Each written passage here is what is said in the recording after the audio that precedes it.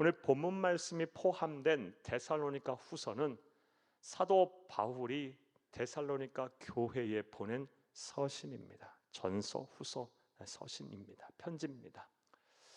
데살로니가 교회는 오늘날에도 그리스의 제2의 도시인 데살로니가, 그리고 1세기 성서시대에는 이 마케도니아 나라라는 마케도니아라는 나라의 수도였던 데살로니가에 세워진 교회입니다. 사도 바울이 제2차 전도 여행 때 이 데살로니가라는 시를 방문했고요. 그곳에 방문해서 세운 교회가 바로 데살로니가 교회입니다. 데살로니가 교회의 개척과 성장에 대해서는 사도행전 17장 말씀을 보면 잘 알 수가 있습니다. 사도행전 17장 1절에서 4절까지 말씀해 보면 이 사도 바울이 실라와 더불어 디모데와 더불어서 이 데살로니가라는 시를 방문해서 복음을 전했더니 많은 사람들이 예수를 믿기 시작했습니다. 특별히 사도행전 17장 4절 말씀을 보게 되면 누가 예수를 많이 믿었냐? 그 지역의 권력자들, 유력한 사람들의 귀부인들이 예수를 많이 믿었어요. 데살로니가 교회는 그런 교회였어요. 자, 그런데 사도 바울이 복음을 전하는 현장에서 어김없이 유대인들의 방해가 있었는데 이 데살로니가에서는요 더 지독하고 악랄한 방해가 있었습니다.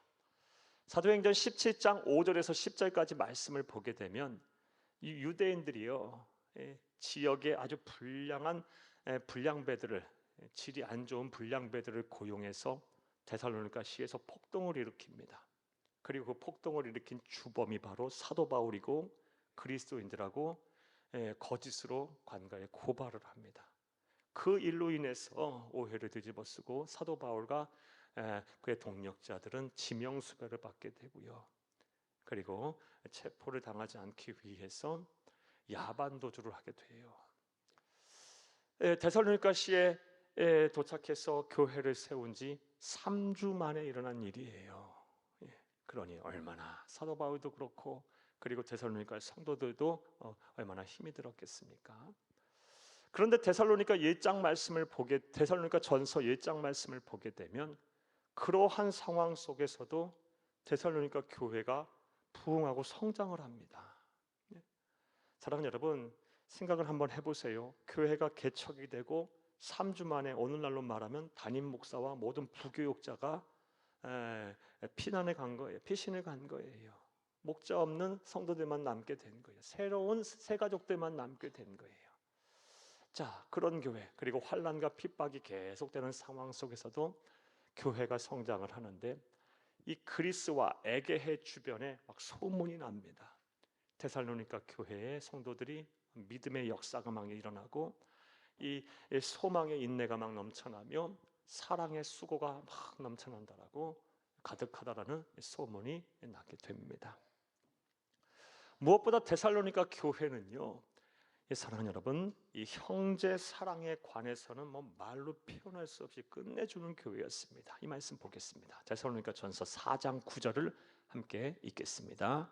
형제 사랑에 관하여는 너희에게 쓸 것이 없음은 너희들 자신이 하나님의 가르치심을 받아 서로 사랑함이라. 아멘. 환난과 핍박 속에서도요 형제 자매들을 사랑하는 교회였어요. 참 대단하죠. 예수를 믿은 지 3주밖에 안 되는 성도들끼리 모여갖고 그 환난과 핍박 속에서도 형제 자매를 위로하고 격려하며 믿음을 지킨 거예요.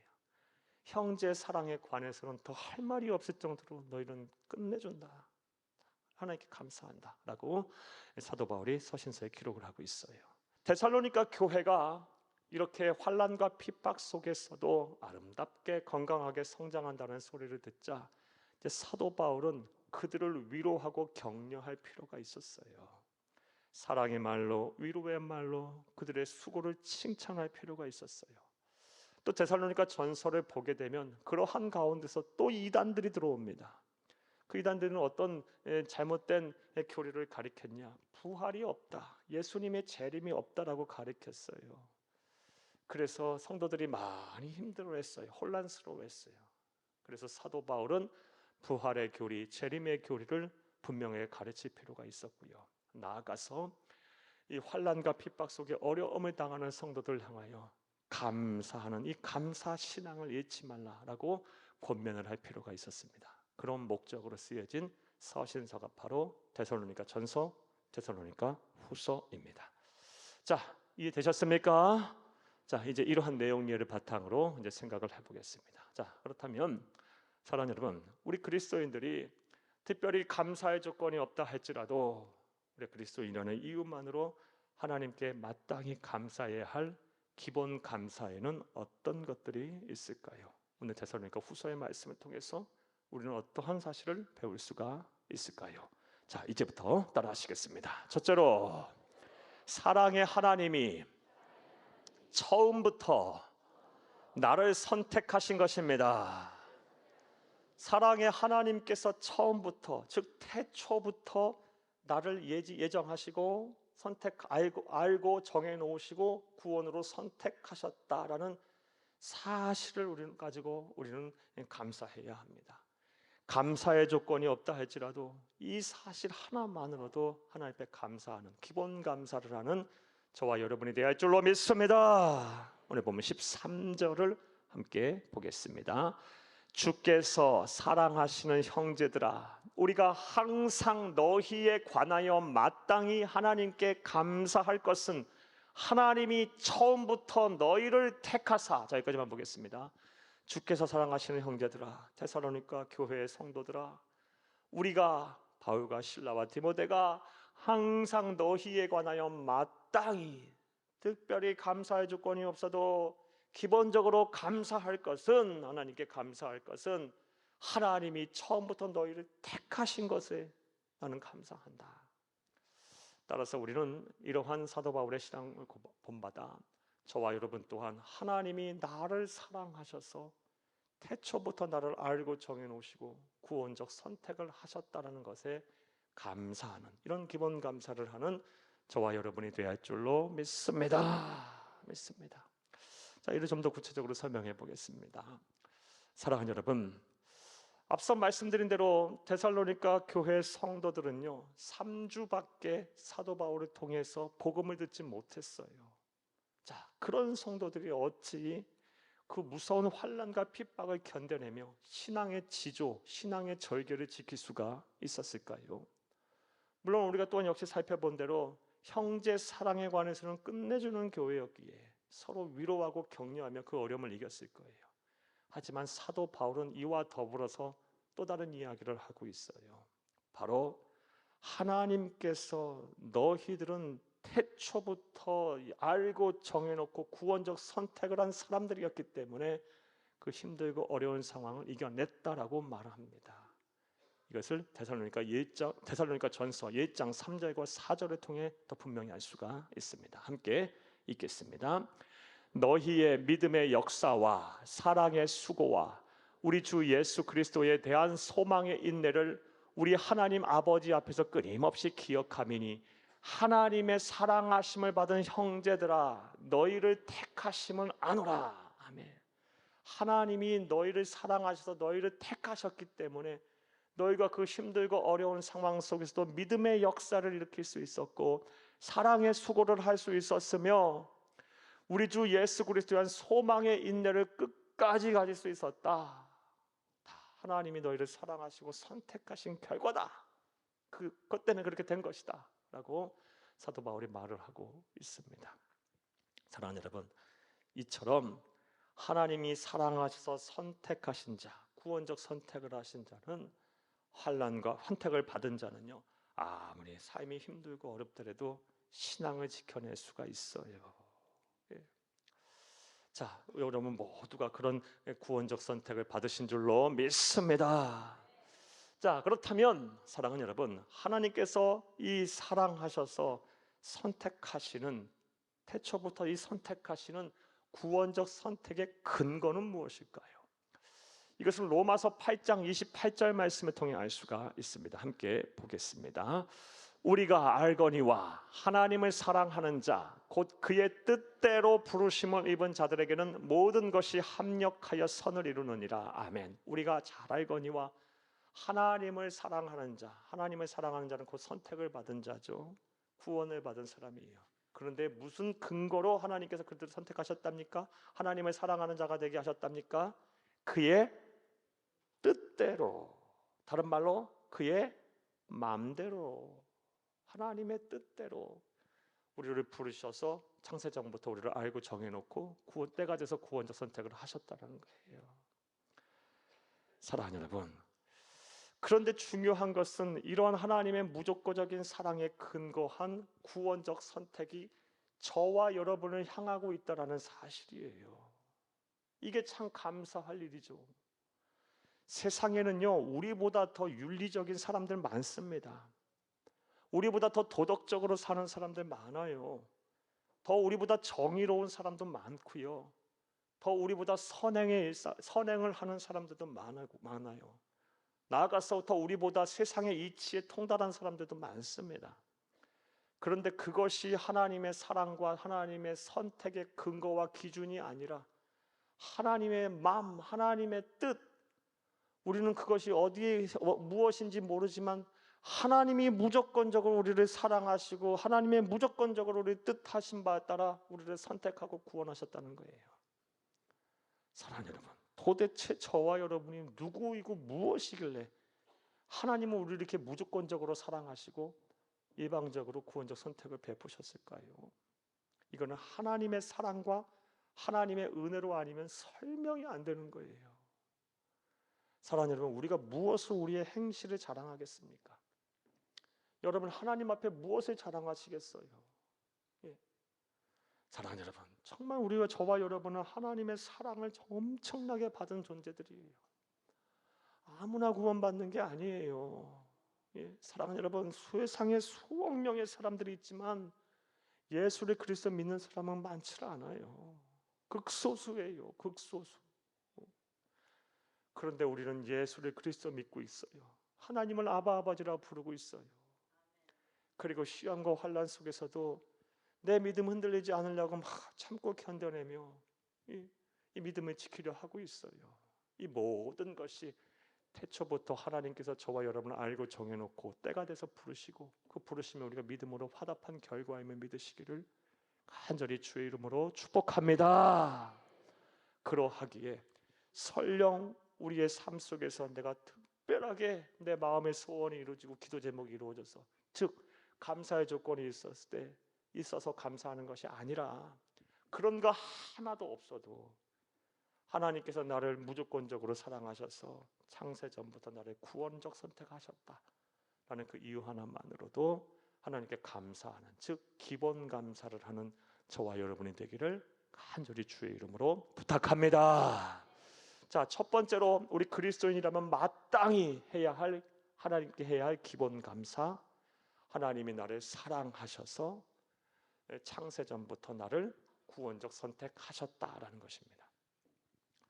또 우리 그리스도인이 감사의 조건이 없다 할지라도 사랑하는 여러분, 하나님 앞에 마땅히 감사해야 할 기본 감사에는 어떤 것들이 있을까요? 자, 따라 하시겠습니다. 둘째로 성령께서 나를 거룩하게 하신 것입니다.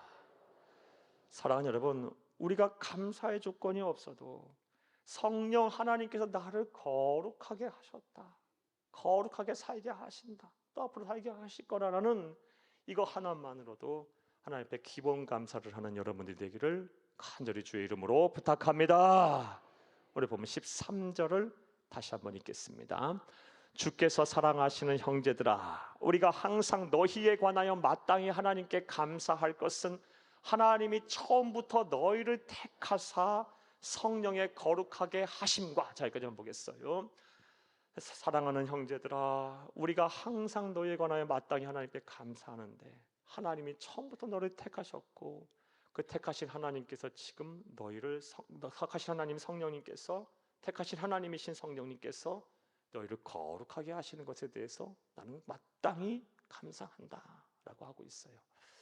그러므로 저와 여러분 또한 이런 사도 바울을 본받아서 감사의 조건이 없다 할지라도, 특별히 내 마음의 소원과 기도 제목이 응답이 되지 않았다 할지라도 하나님이 나를 거룩하게 하신다, 성령 하나님이 나를 거룩하게 하신다라는 사실만을 가지고도 하나님 앞에 감사하는 이런 기본 감사를 하는 여러분 되기를 간곡히 주의 이름으로 부탁합니다.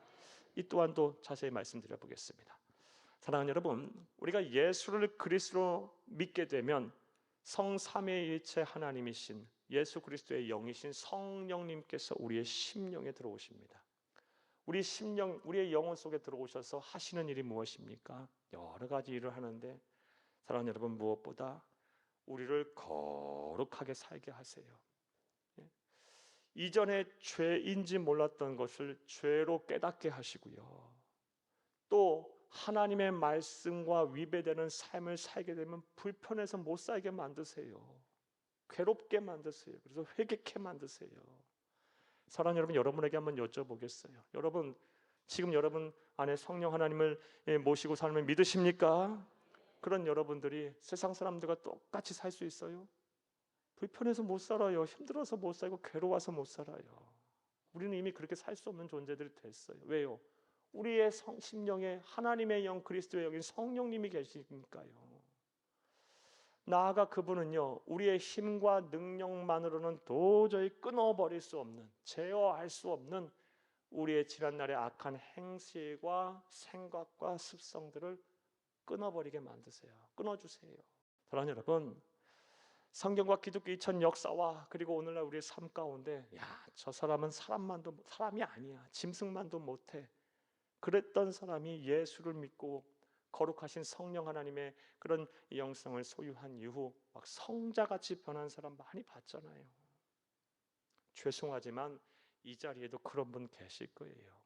예수 믿고 죄송합니다, 사람 구실하게 된 분들 계실 거예요. 예. 물론 저도 마찬가지라고 생각해요. 저도 예수 믿고 많은 것들이 성품이 다듬어졌어요. 앞으로 더 나아져야 하지만 그래도 이만큼 된 거 예수님, 이 거룩하신 영이 성령님께서 제 마음과 생각을 주장하고 거룩하게 살라고 때로는 책망도 하시고 깨닫게도 하시기 때문이에요. 사랑하는 여러분, 이와 같이 성령님께서 우리의 심령에 들어오셔서 구원받은 이후 우리가 성령님께서 하나님께서 우리 성령님을 우리에게 보내주셔서 거룩하게 살게 하신 것이기에 우리가 다른 감사의 조건이 없다 할지라도 거룩하게 살 수 있으니, 성결하게 살 수 있으니, 죄 안 짓고 살 수 있으니 이거 하나만으로도 하나님 앞에 감사할 수 있는 이런 기본 감사를 하는 여러분이 다 되시기를 간절히 주의 이름으로 축복합니다.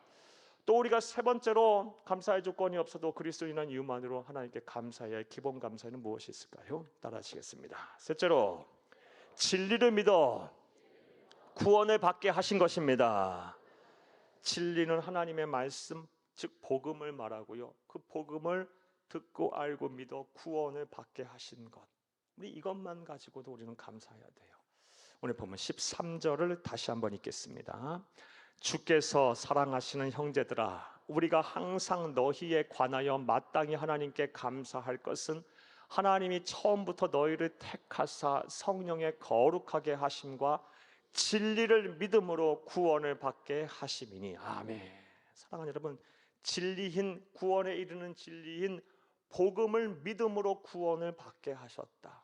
이 사실 하나만으로도 우리는 기본 감사를 반드시 해야 합니다. 세상에는요, 아직도 이 구원에 이르는 진리인 복음을 들어보지 못한 사람도 많아요. 그래서 구원의 기회를 붙잡지 못하다가 영원한 사망에 이른 사람도 많습니다. 그런데 하나님께서는 우리에게 이 구원에 이르는 유일한 진리인 하나님의 말씀 복음을 똑똑히, 그것도 한두 번도 아니고 여러 차례 기회만 되면 언제든지 들을 수 있게 하셨고 그 접하게 하셨어요.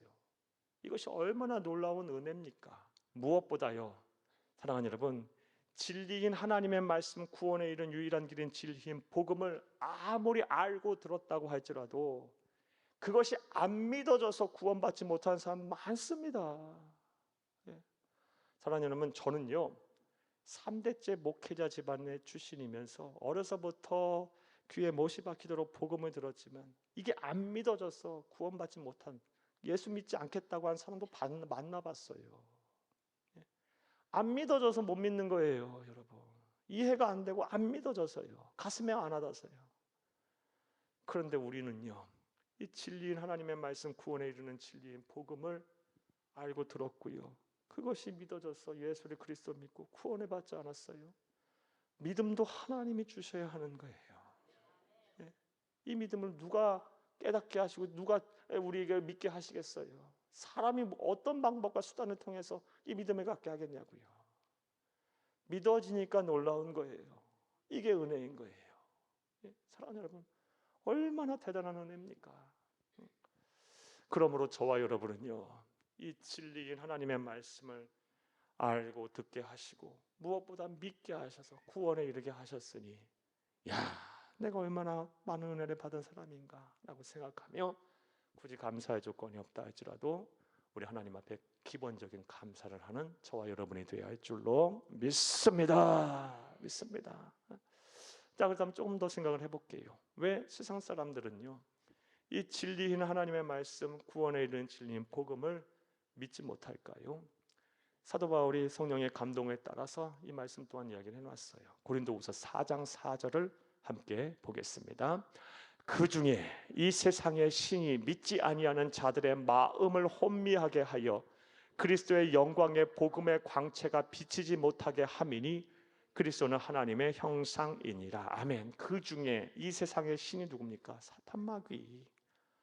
사탄마귀가, 우리의 제자 사탄마귀가 많은 사람들의 귀를 닫게 하고 눈을 멀게 하고 마음에 막 의심과 불신의 씨앗을 뿌려서 복음의 광채가 비치지 못하게 한답니다. 아무리 알고 들어도 사랑하는 여러분, 안 믿어지는 거예요. 눈을 닫아버리고 귀를 막아버리고 의심과 불신의 씨앗을 그 심령에 뿌려놔서요.